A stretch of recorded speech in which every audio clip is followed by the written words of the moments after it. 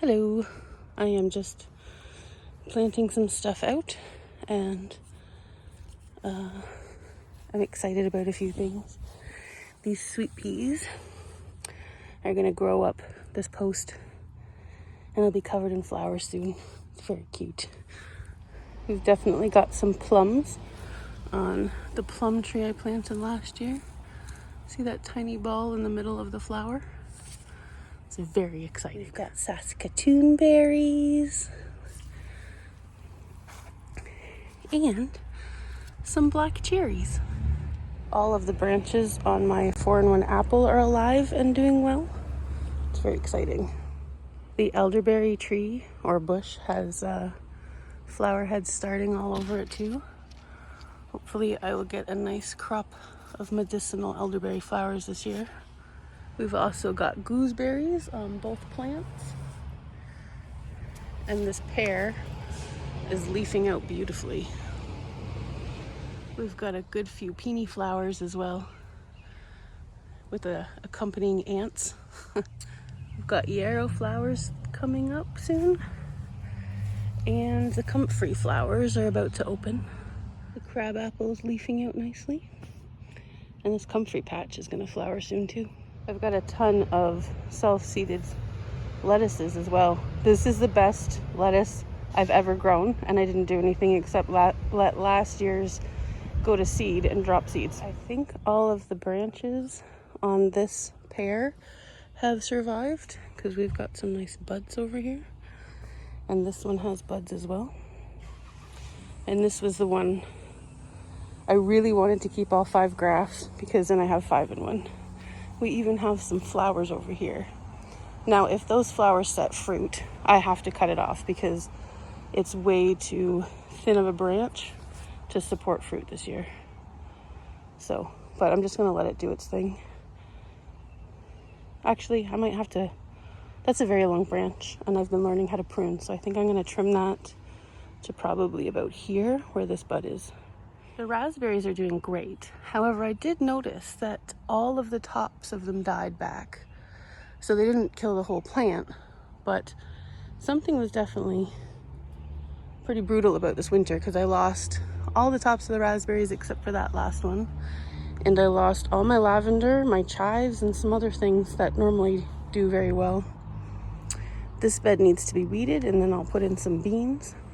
This is the European pear. And all of its grafts are alive as well. Oh, maybe, no, it is. It's struggling, but it's alive. That's exciting. We're going to get a very good crop of red currants this year. And this will be the first year that we get a very good crop of haskaps. There's loads of them. This transplanted mulberry, it has berries all over it. I would love to be able to try some this year. The herb bed is all planted out. I've just started chive seeds here. There's some walking onions. These are all leeks. This is all chamomile, oregano, summer savory. There is a new sage right here. Lots of flowers, some thyme or French tarragon, I can't remember. There's rosemary in here now. What are they called? They're like a type of chive, garlic chives, that's it. In there. Thyme is here. A lot of weeds. The potatoes are coming up with a lot of weed seeds from the bird feeder. Whoops. The mini lilac is finishing up. I'll just let it finish flowering and then I will deadhead it in order to prune it back so it stays small for Addie's memorial garden. I got the filter on the water harvesting system. So it comes down off the roof, down through the pipe, through the screen that keeps mosquitoes out of here and debris. And we have our own natural water source. And then here we're hardening off the heat-loving plants. The goal is to plant them on Tuesday. There's one more night that's supposed to be 6 Celsius. So I'm just being cautious. probably have a lot of extra tomatoes and I'll pass them on to my friends. This is a flower Addie's best friend bought for her garden. It's called an opalescent phlox. And these are some other ones that people have bought for Addie's garden. This one's from my mom. It's a double-headed columbine. This is, I think this is swamp butterfly weed, I think. Let me check. No, oh, it's bee balm. That's right. These ones are creeping phlox, and there's some creeping baby's breath. This one, I think, is the swamp butterfly weed. And look at how pretty these little phlox, this creeping phlox will be. These ones I picked because when I had Addie, her doula, or my doula, got me a plant called, I now know it's called Laventera, I think. But they had the same kind of white flower with a pink center, so I really liked that the creeping phlox matches that other plant.